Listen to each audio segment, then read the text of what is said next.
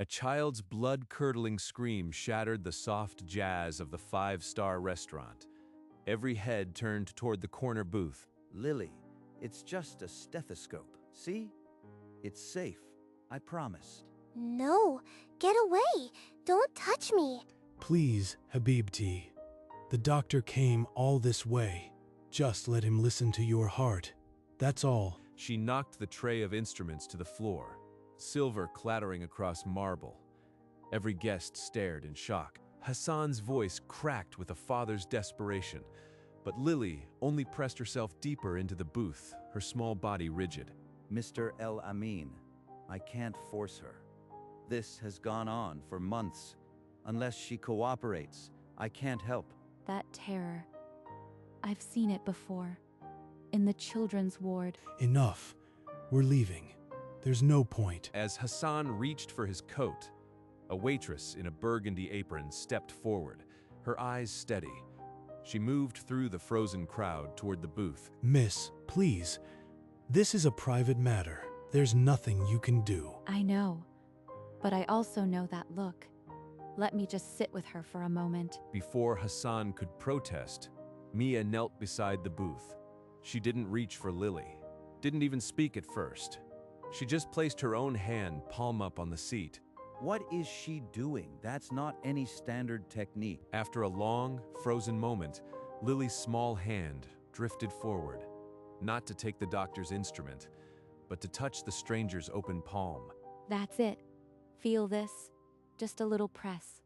Breathe with me. Tiny one. Lily's breathing began to slow. The tight, panicked gasps gave way to shaky gulps of air. Her fingers curled around Mia's thumb. She stopped screaming in seconds.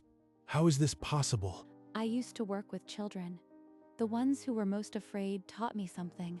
Sometimes they just need to know you aren't going to hurt them. Dr. Rivera slowly set his stethoscope on the table. Hassan didn't move. Lily was still hunched in the corner, but the trembling had stopped.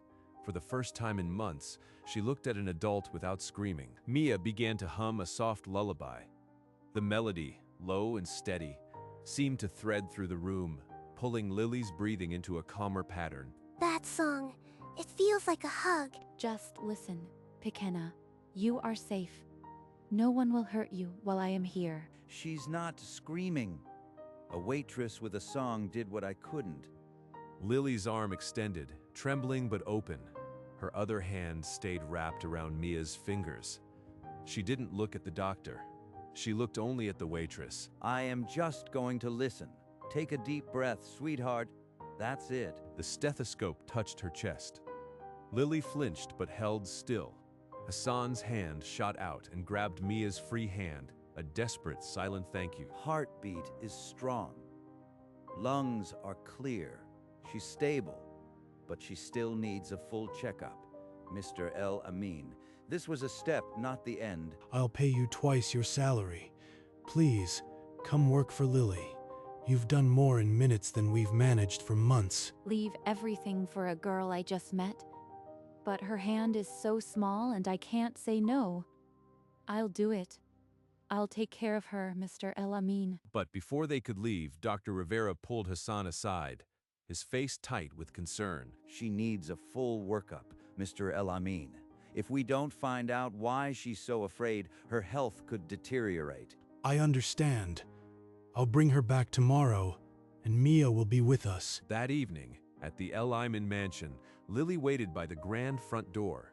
When it opened and she saw Mia, she threw herself forward, arms wrapping around Mia's legs.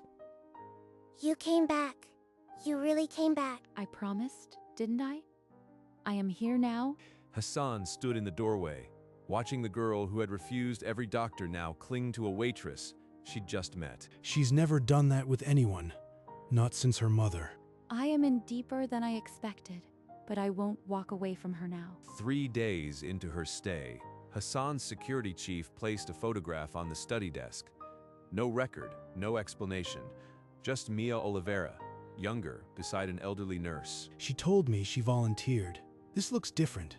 Who is this woman? That night, a scream tore through the quiet mansion. Lily was thrashing in her bed, stuck in a nightmare only she could see. Number? Please, don't touch me. Mia was there in seconds. She didn't call for Hassan. She just knelt, took Lily's hand, and pressed her thumb into that same spot on the palm. Mia.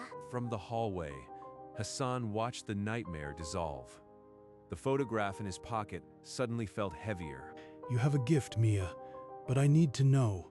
What else aren't you telling me? Everyone has pages they don't turn, Mr. Elamin. Mine just happened to be about hospitals. Ada, you taught me to calm the most frightened souls. I never imagined I'd use it to heal a piece of your past. The morning of the next appointment, Lily saw the hospital sign and stopped breathing. Her fingers dug into Mia's sleeve like claws. Look at me, Pequena. Remember? Just breathe.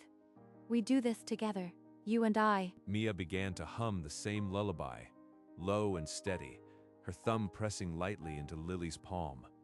The trembling in the girl's shoulders eased. Mama used to sing that when I had bad dreams. Her mother.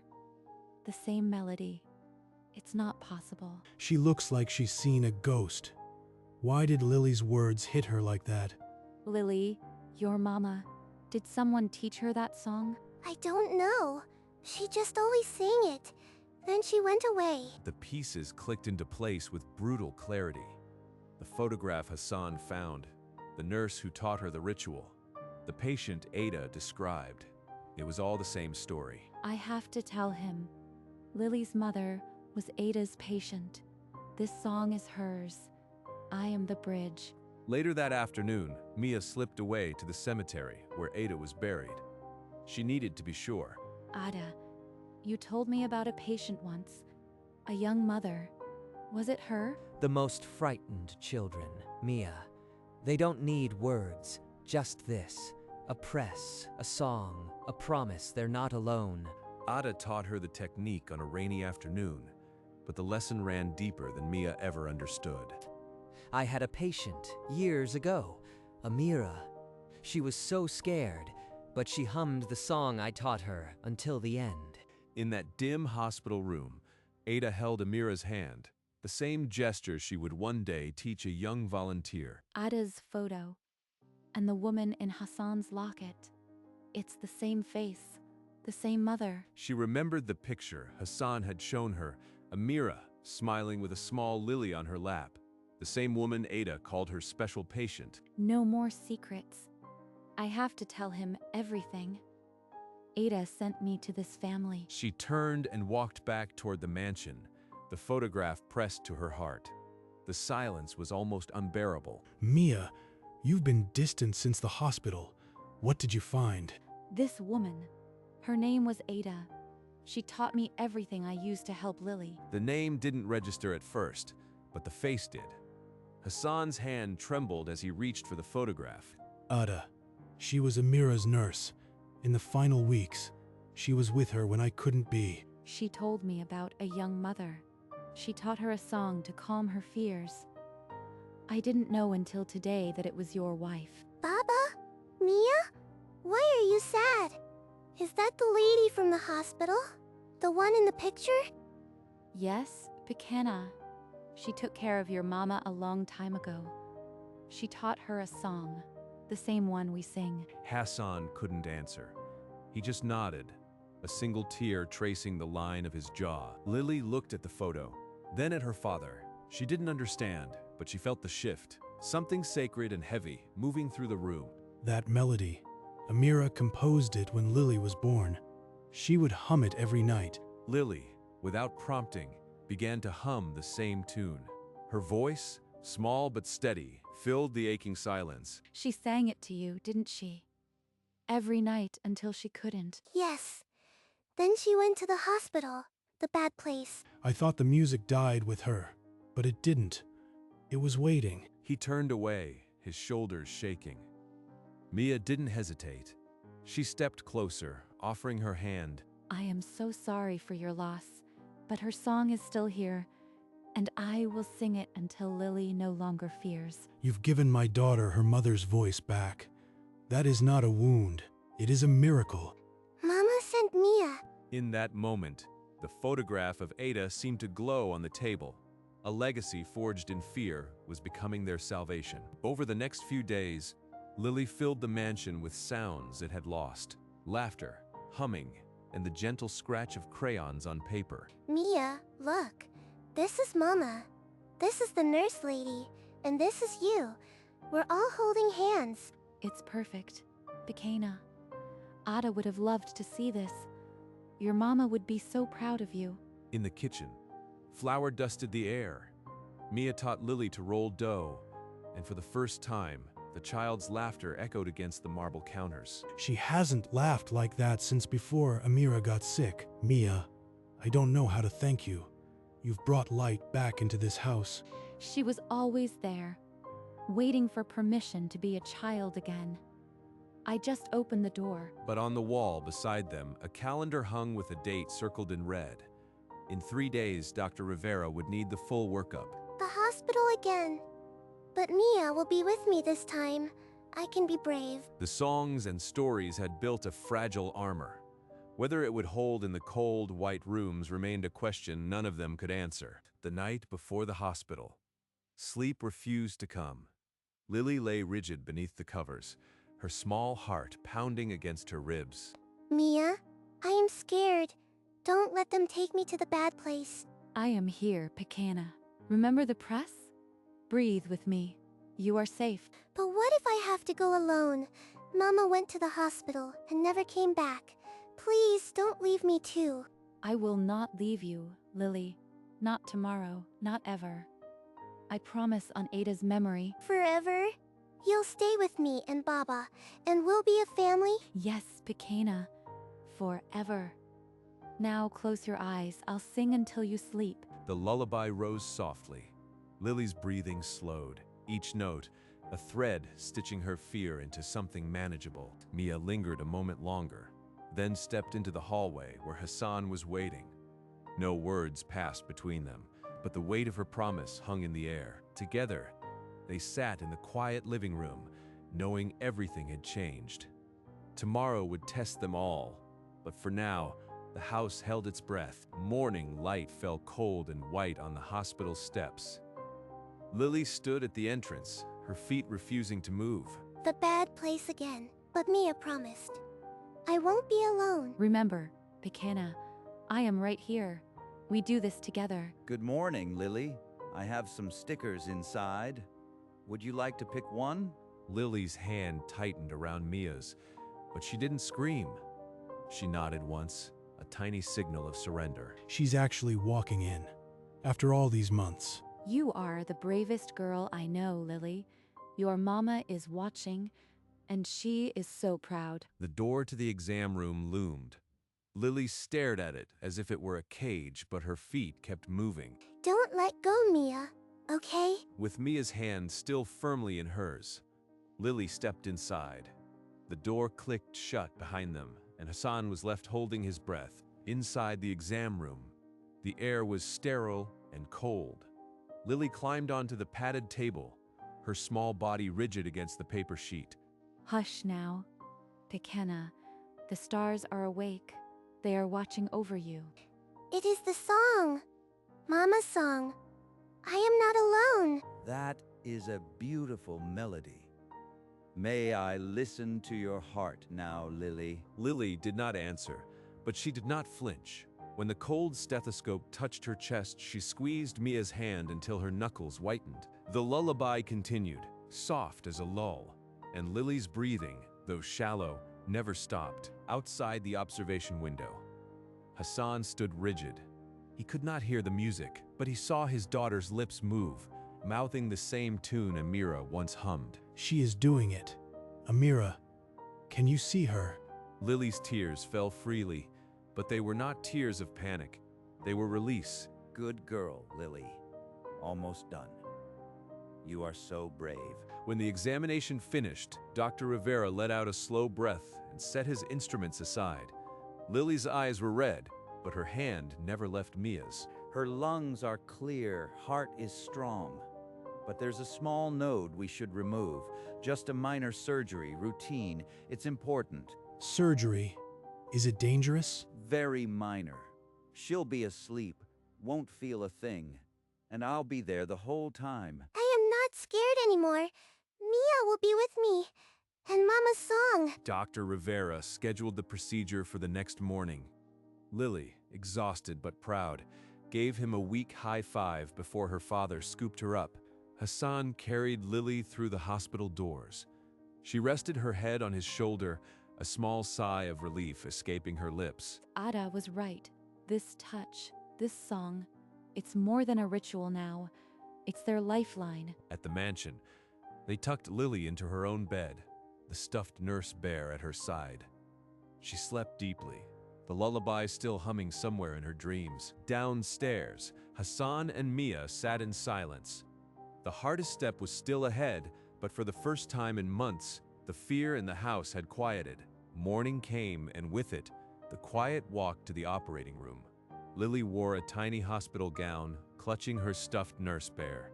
Remember, Pequena, I'll be right outside. When you wake up, I'll be the first face you see. Okay, I'll be brave. Sing the song for me while I sleep.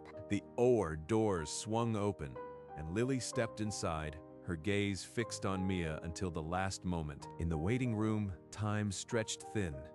Hassan sat rigid, his hands clasped, while Mia stared at the closed doors, her lips moving in a silent melody. It went perfectly.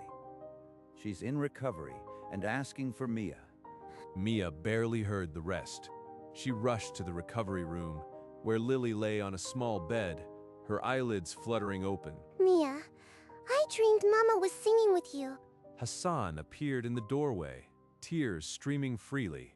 He knelt beside the bed, gathering Lily's hand in his. My brave girl, we're all here. We're never leaving you again. Weeks later, in the quiet of his study, Hassan slid a document across the desk. It was not a contract of employment, but of family. Mia Oliveira, you are not an employee. You are the mother this house had lost. I would like to make it legal, if you'll accept. I already belong. But yes, I accept. For Lily, for Ada, for all of us.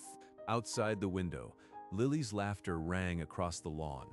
She was on the swing, hair flying, the same melody, now just a joyous tune. When Mia stepped outside, Lily ran to her, the ritual now as natural as breathing. She pressed her small hand into Mia's palm and looked up. Mama Mia, sing with me. Always, meu amor, always. That evening, the kitchen filled with the scent of baking. 3 aprons now hung by the stove. They made the recipe. Ada had taught Mia years ago. Ada would be proud, and so is Amira. The framed photograph on the wall captured the 3 of them that night. A father, a daughter, and a waitress who had quieted a storm with a song. On a clear spring morning, they visited the grave. Lily carried a small bunch of daisies, the kind Ada once pressed into her mother's hand. Thank you for sending Mia. I am not scared anymore. Mia placed her hand over Lily's, and for a moment, they were 3 generations of women bound by a single melody.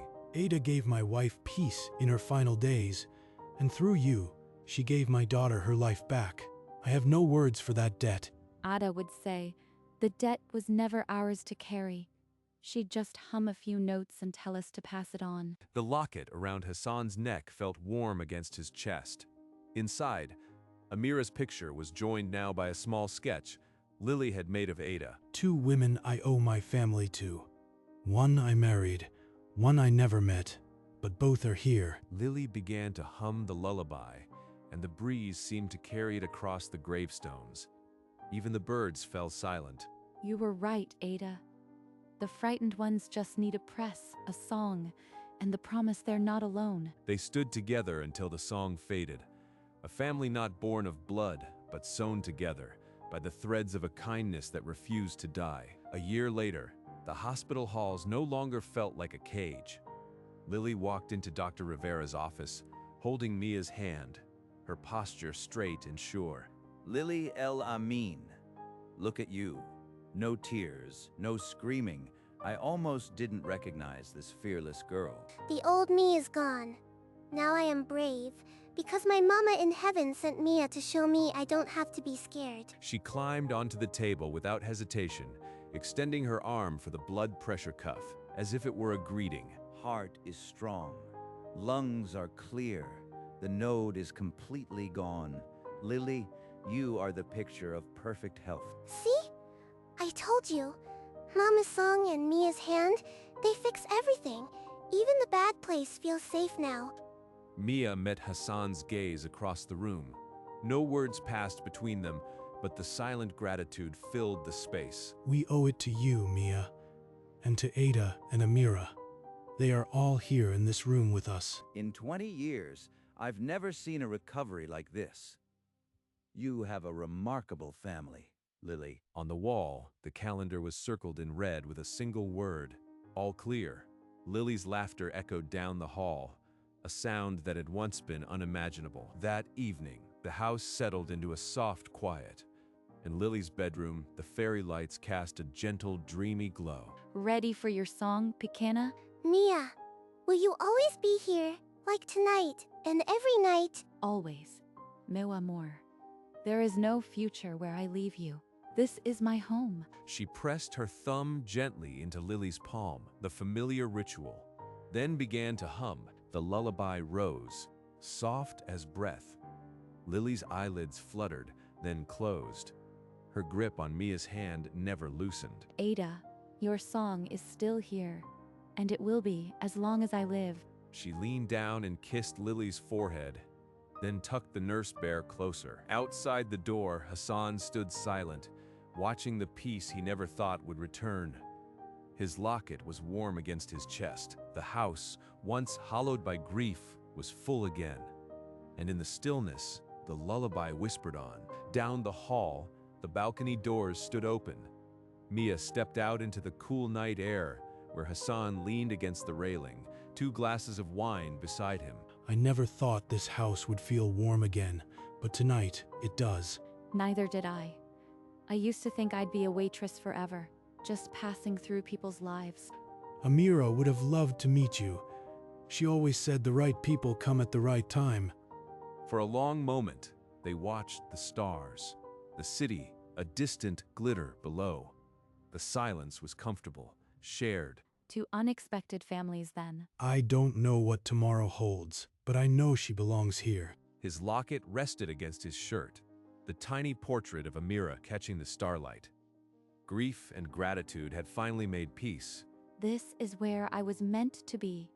Not passing through, but home. They didn't speak again, but the silence was no longer empty.